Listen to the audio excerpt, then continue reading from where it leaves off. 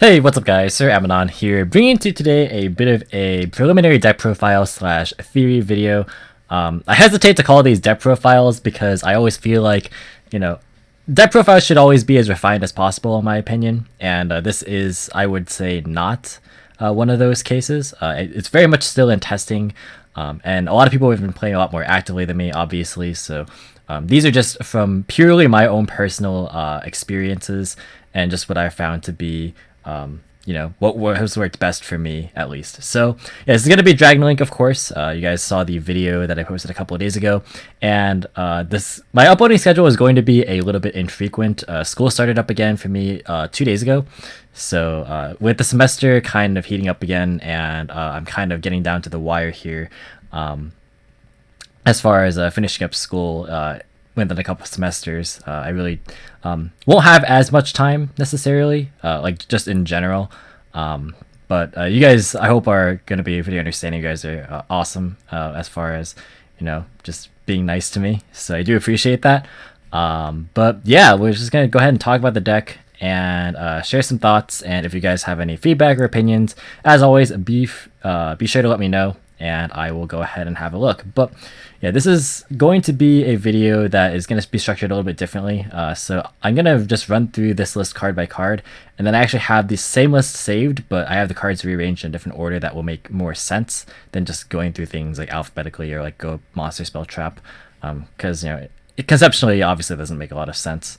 So we're just going to go ahead and run through it. First up, we got 1 Absurdity Dragon, 3 Ash, 1 Collapse Serpent, 3 Black Metal Dragon, 1 Chaos Dragon Levianeer, 1 Dragunity Phalanx, 2 Effect Veiler, 3 Noctivision Dragon, 1 Omni Dragon Brotar, 3 Cyframe Yugioh, 1 Red Rose Dragon, 1 Red Ice Darkness Metal Dragon, 2 Rocket Recharger, 1 Rocket Synchron, 3 Rocket Tracer, 3 Starly Seifert, 1 Supreme King Dragon Darkworm, 1 Wyver Burster, 1 White Rose Dragon, Dark Magician, Cypher Driver, and Red Ice Black Dragon, obviously. And then for the spells, we got Boot Sector Launch, 3 Chaos Space, 1 Ravine, 2 Dragon Shrine, 1 Divine Lance, 1 Foolish Burial, 1 Monster Reborn, 1 3 Quick Launch, 1 Red Ice Fusion, 3 Triple Tactics Talent, 3 World Legacy Guard Dragon, and 3 Imperm. The side is just things that I want to talk about, some of which are side cards, some of which are just additional things that I considered playing for various reasons. And then the extra deck is 1 Dragoon, obviously, 1 Savage, 1 Herald, 1 Martial Meta Marcher, 1 Borosword, excuse me, 1 Halqifibrax, 1 Delindrus, 1 Romulus, LP Pisty, Heavenly Spheres, Linkcross, Verity Anaconda, Protector Whelp, and Striker Dragon. So I'm going to go ahead and hop over to my organized build, which should clear things up a lot more. You can see this is a lot more structured in terms of the cards and their functionality and whatnot. So yeah, let's go ahead and talk about it. So we got the top row, which is entirely the 1-card starters. So we have Chaos Space, which is technically not just a 1-card starter, since obviously you need a discard for it. But I mean, it's a play that by itself on activation gets you to essentially your entire end board, right? So if you guys do want to see a combo video or a series of combo videos, be sure to let me know. If we get this video to, let's see, I want to make the video, if I end up doing it, rather in depth. So let's shoot for 150 likes in this video. I know you guys can do it. But yeah, this, as well as Safer, as well as Black Metal Dragon, as well as the 1-for-1, if any of these resolve and go in completely uninterrupted, you end on the full board of Dragoon plus Savage Herald, and you also have Spheres. So you have a pretty good series of interruptions. Previously, you would end on like Union Carrier with Buster Lock, which is something that I also kind of considered, which I'll talk about a little bit later on. But yeah, with Dragoon coming out, obviously everyone's playing this card, so it's just kind of the obligatory, must-answer threat for any combo decks. As far as, even if you get hand trapped, you just combine everything into a Verity Anaconda and you're totally fine. So these cards just allow you to get a lot of mileage on their own. They're very, very efficient, allowing you the other 4 cards to be extenders, allowing them to be non-engine cards, defensive stuff, or just things that let you play around or through hand traps. So that is, of course, why we play these. Pretty self-explanatory. I think every Dragon Link build that is not centric on a particular scheme, like for example, like maybe a Rocket Heavy build wouldn't play like max copies of Black Metal Dragon. But I think that any construction of just a generic Dragon Link sort of strategy is going to run these 10 cards, I feel. Same deal with the quick launch. These are going into extenders a bit now. This obviously just gets to whatever you need. It's also a starter. It is a starter, but it's not a one card starter.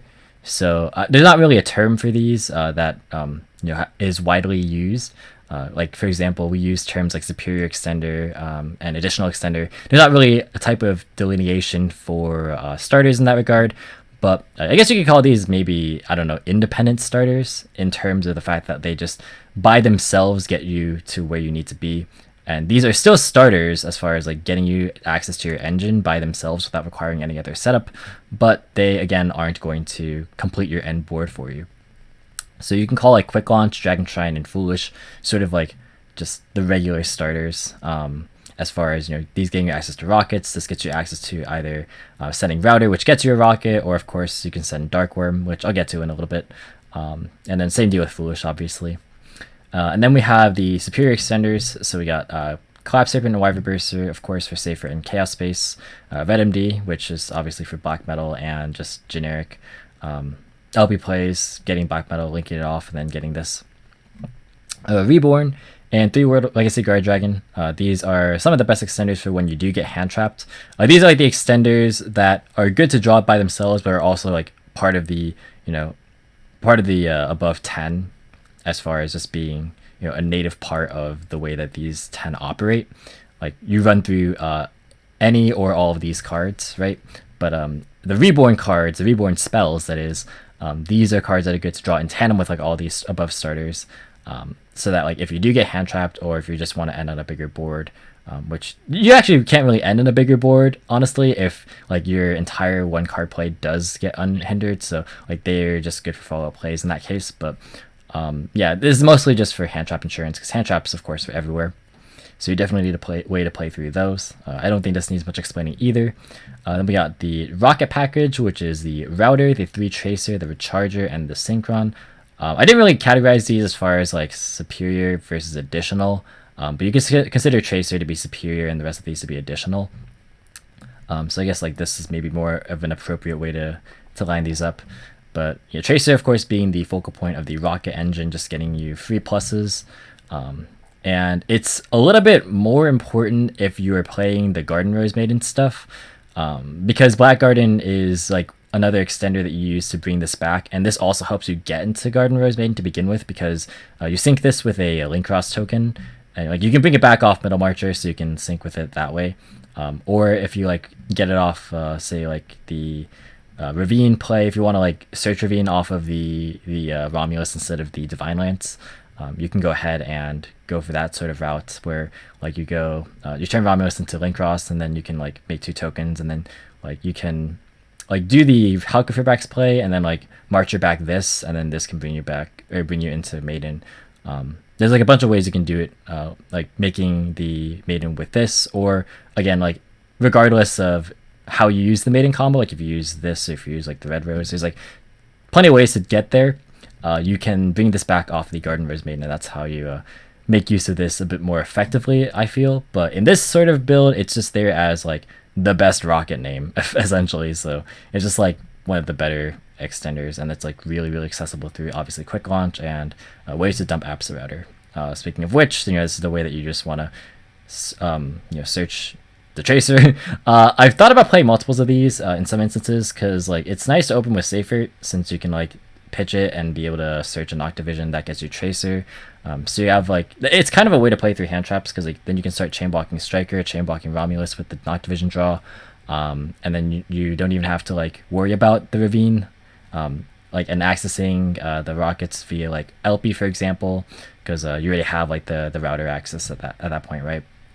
The other thing is like you can just go really heavy on the rockets so that you can actually use special summoning condition, but that's like much more of a pure rocket centric strategy. I feel like in pure rocket you want to play more of this card, and you can make a case for it even in 60, just depending on how you want to approach it. But I don't think it's worthwhile if you're not playing a lot of cards to facilitate it. Obviously it's really good if you draw it in tandem with Saver and even with Chaos Space, but you're not always going to draw those two. So like in those cases, like you have to kind of weigh the risk of like, well, if you dead draw it, or if you draw it in cases where it's not as impactful, then where do you go from there? Again, I think if you're actively searching Ravine over Divine Lance, then again, there's like a case to be made, because then you can start doing things that are kind of cool. Like you can dump Rotar and then like revive off Pisty and then get something else off Elpie, or you can dump a safe route if you didn't open it. That way you can like get back Levianeers if you want to do stuff like that. There's like more flexibility if you already have one of the moving parts of the engine in circulation, because it allows you to access other parts of the engine more readily, right? So as long as they're not a completely dead cards in your hand, I feel like you can make a justification for playing them if you build your deck to facilitate them. But I did not in this case, so we are going to move on.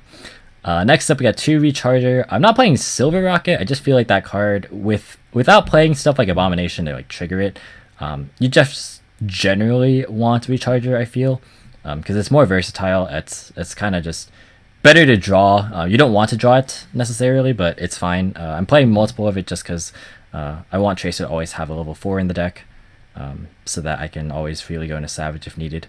And then Synchron is there as just a free tuner to be able to grab off of your whole Rocket package in case you need it.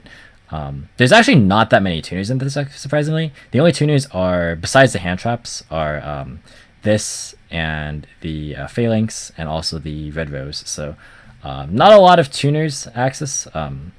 Just keep that in mind. You could build the deck to try and like turbo into Hulk a bit more effectively without like over reliance on like your initial stuff getting resolving. For example, like if you don't have Divine Lance resolved, then it's kind of hard to get into Fiber. Also, obviously, Trace is a tuner, duh, but like the low level tuners that you can summon off of Hulk are like just those 3. But yeah, it's actually kind of hard to get into Hulk if you don't have Divine Lance resolve in this particular build, which is one thing that I kind of am not a huge fan of. But there are enough ways to access Tracer that I think that kind of mitigates it. That's kind of another possible justification for more Abs Router, is like if you have more ways to be able to just dump it to grave, that way you can get Tracer. It allows you to have like the contingency of just resolving Hulk, because Hulk itself is also a combo. It's just not the full board. You end on pretty much everything minus the Herald, but still like pretty good in the cases where, generally speaking, if you're relying solely on Hulk resolving and not the Romulus resolving, that means you got hand trapped. So you're playing through one less card anyways, meaning that one less disruption kind of basically just traded for the hand trap, right? So it's not like you're ending on a much or significantly weaker board. It's just you're ending on a board that is effectively representative of you getting hand trapped, which is fair enough, right? It's like a 1-for-1 trade. So yeah, enough of me rambling there. Next up, we got Noctivision Dragon. So yeah, I really like this card. It's just basically a danger in dragon form. That doesn't it has the benefit and the downside simultaneously of not filtering through your hand and like getting stuff from grave, which again can be a good thing and a bad thing depending on the situation. But it's overall a more steady card, and I think that it is nice to just have as a resource. It's cool, like the Rocket Synchron being a level 1 is nice because it pairs well with the level 7s like Noctivision and Abs Router to be able to go into Savage if you need to. Not even by using its own normal summon effect, although you can do it that way, but just like even things off like getting this off quick launch and like summoning this back up Pisty, for example. Things like that can come up. Or summoning it off its own effect, of course. Then you got like Brotar, Levianeer, that kind of package. Pretty staple, I feel. This can be searchable off Chaos Space. Very rarely is it done that way, but Brotar is just the best floater, the best kind of inevitability card when you pair it with a Levianeer, of course. Next up, we got the Dark Worm. This is interesting because it's probably the weakest card as far as like the dragon lineup so far. To like draw, that is, because like even with like Brotar and Levianeer, you can still use them as extenders with the rest of your hands alive. This is kind of like not great to draw. But it is worst case scenario still just Striker Dragon fodder. I thought about playing Audai's Revolution Dragon to be able to like search this and like play the prize card and everything. But it wasn't really a chaos centric build, so I kind of dropped that idea. Plus, it was hard to make space for what I felt the biggest payoff would be, which was getting access to a rank 8 pool. Because obviously, if you have a Chaos Armageddon, a Chaos Emperor, the Dragon of Armageddon, whatever the name of the prize card is, you can facilitate a lot of really cool level 8 plays or rank 8 plays alongside it with like Levianeer, which is pretty cool. But yeah, I decided not to go that route and decided to just own in more on the main deck, like Rocket stuff, or the cards that would be able to facilitate the early stages of the combo, for example, like getting Striker into Romulus faster and more readily available, rather than like have extenders or bombs or just much bigger blowouts when you're already ahead. Because I feel like if this deck is, getting to its game plan and it's resolving it, then that's like usually fine enough. Whereas like those type of cards are like really good when you're already ahead, but they don't really help play through like disruptions necessarily. Like they don't help in all spots universally as much as things like Noctivision and like World Legacy Guard Dragon do, right? So that's just kind of some food for thought. Next up, we got Red Rose and White Rose Dragon. You can make a case for play multiple White Rose, honestly, because like even though it is a little hard to get like tuner access if your plays get disrupted, you have enough tuners to where this could be just a free special at times. And you actually saw it in my video when I was doing my initial testing.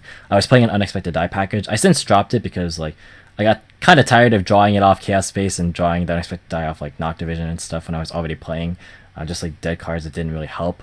But if you do decide to play an Unexpected Die as just more starters, you're most likely going to be playing Galaxy Serpent because it's just a light tuner.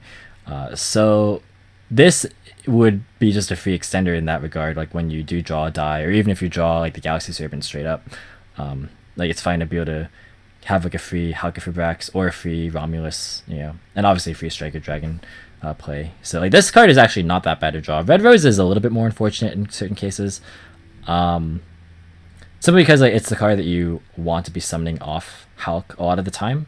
But again, like it's not horrible if you draw it. It's only bad if you draw it and you are forced to like say normal it to get into Striker to like maybe like trigger an Noctivision or something. Like that's when it kind of sucks, because then you have to just restructure your play entirely.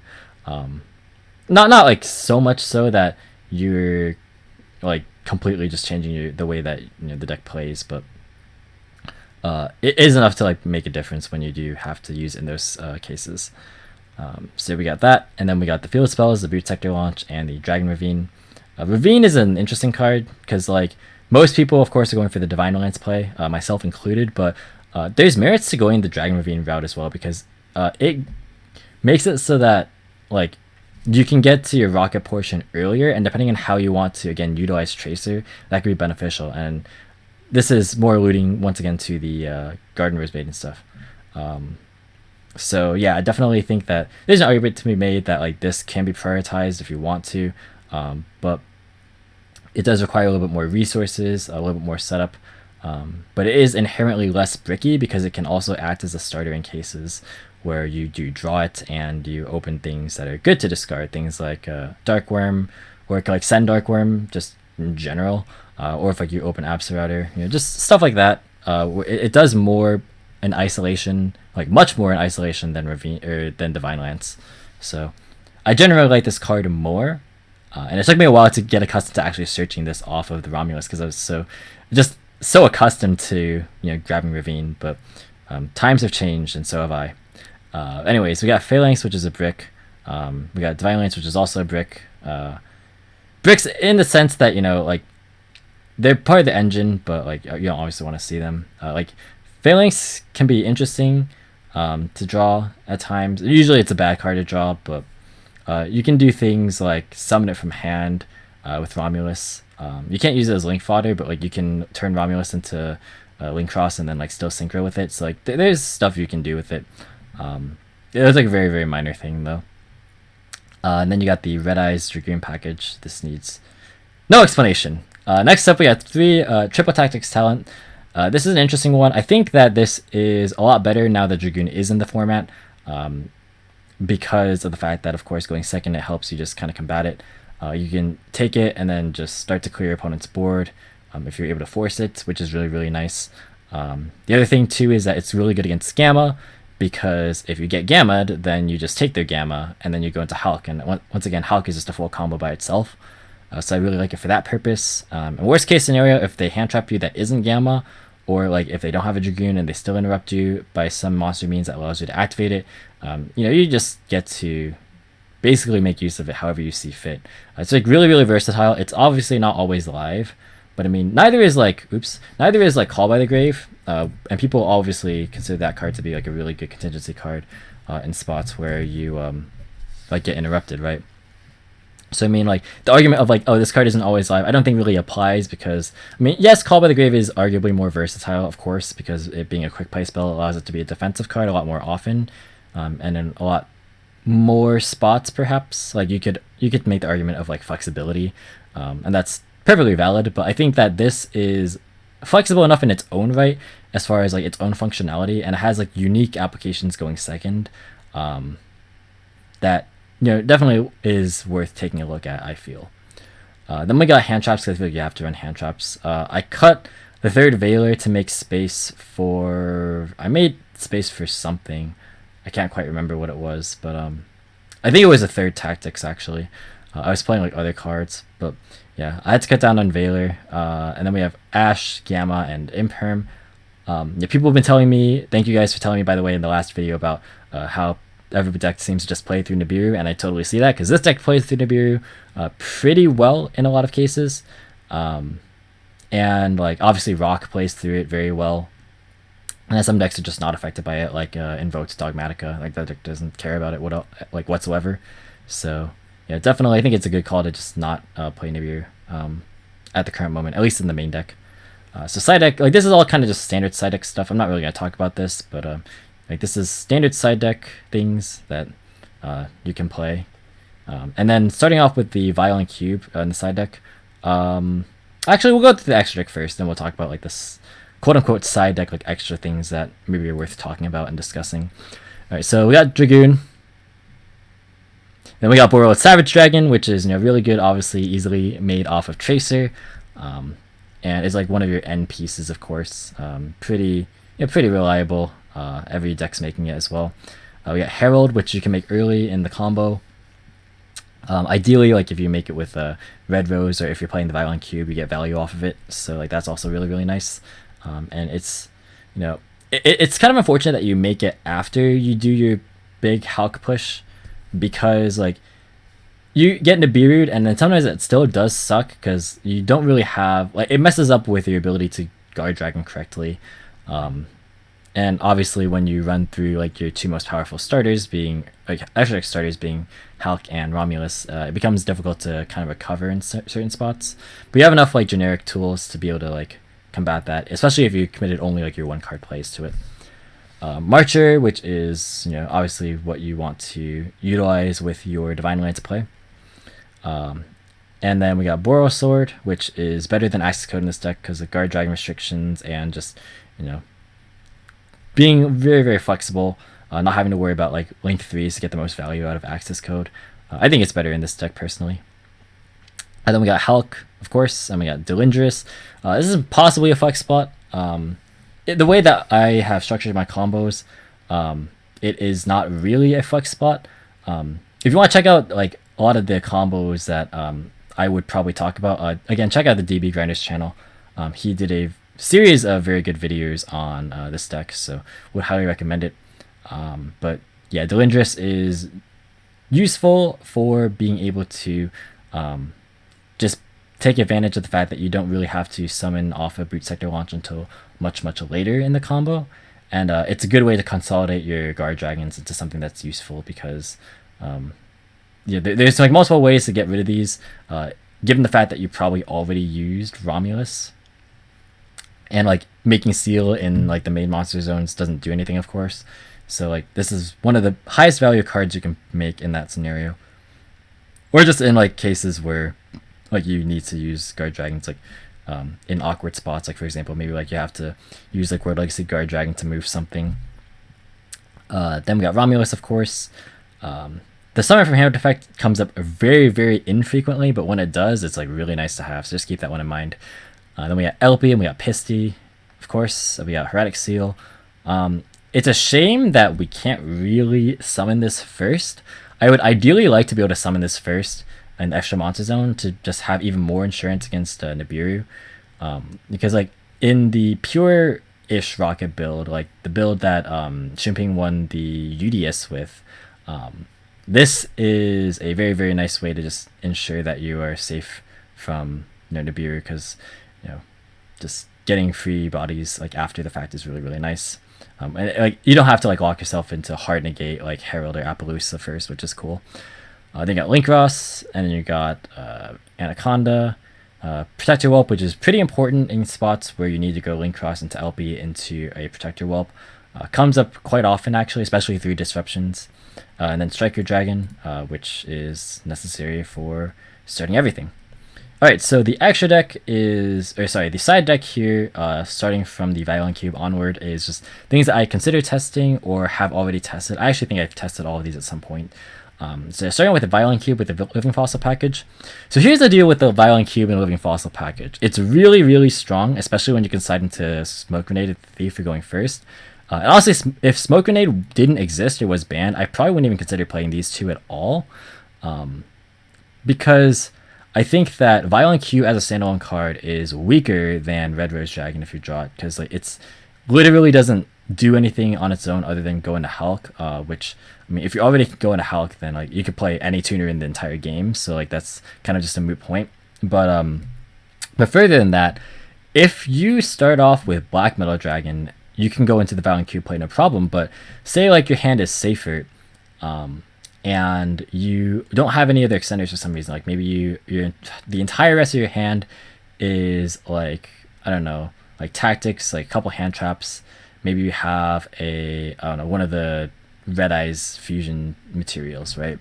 So like if Safer to only play, by the time you get to the Herald line where you're using Herald with this and you search the Living Fossil, the only dragon that was in your grave previously was the Phalanx that you brought back off of the Metal Marcher, because this banishes, or this sends itself to grave and then gets banished for the baby dragon plays. And the only dragon left would be like whichever, usually would be the white dragon Wyver Burster.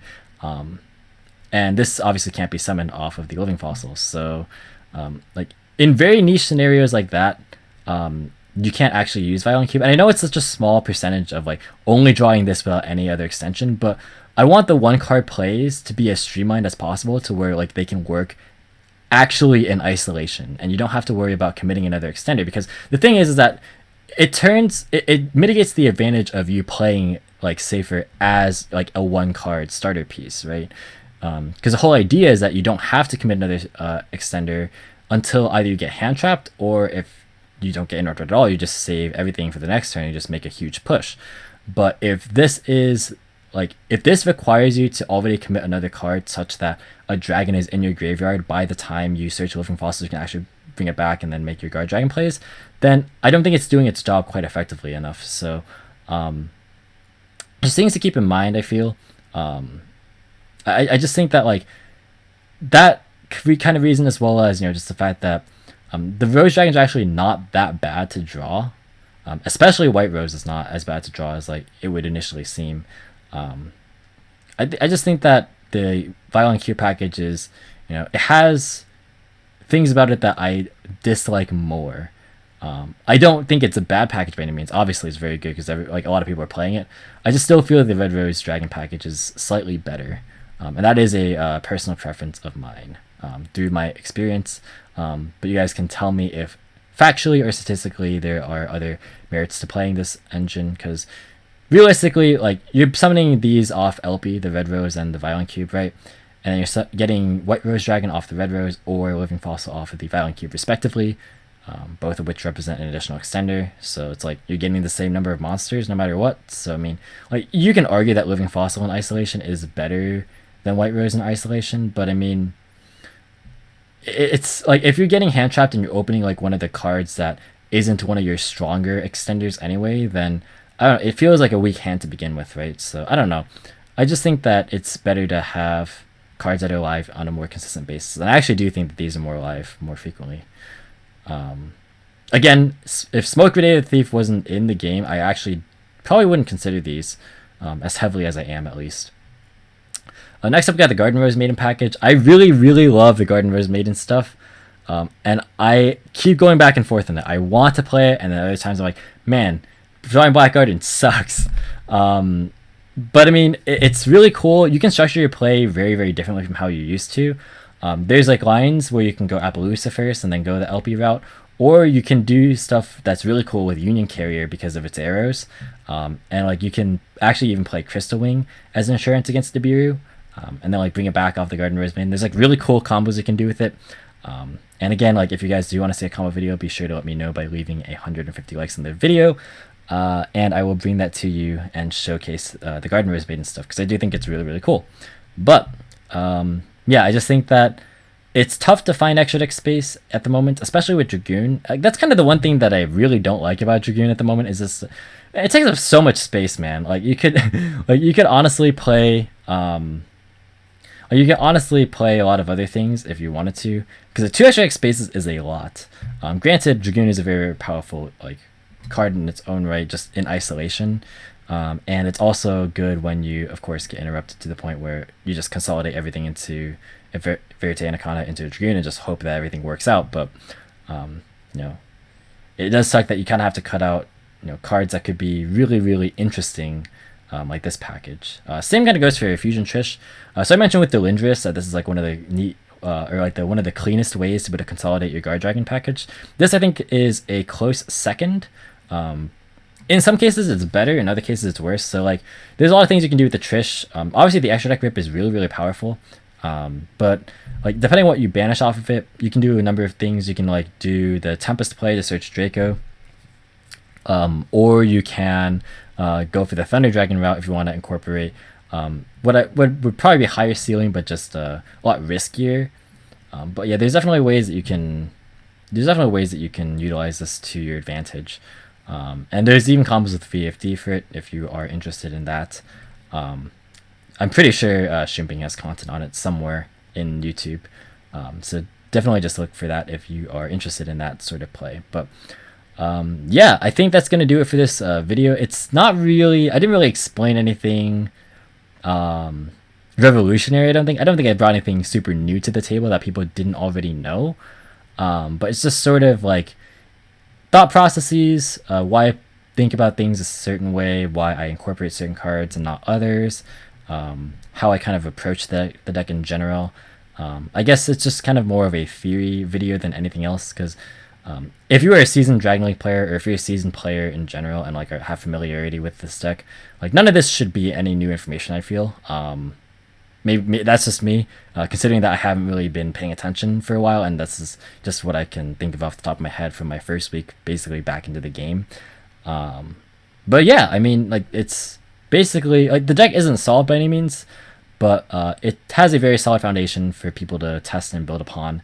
And I think there's like a very strong core and structure that people can adhere to. So yeah, that's going to do it for this video. Thank you guys so much for watching. Hope you guys enjoyed. If you did, be sure to leave a like as well as any thoughts or feedback in the comment section down below. Feel free to subscribe for more informative and competitive video content. If you want to, you can follow me on Discord, Twitter, or Twitch. All 3 links in the description down below. And once again, thank you so much for watching, and until next time, I'll catch you in the next video. See you guys!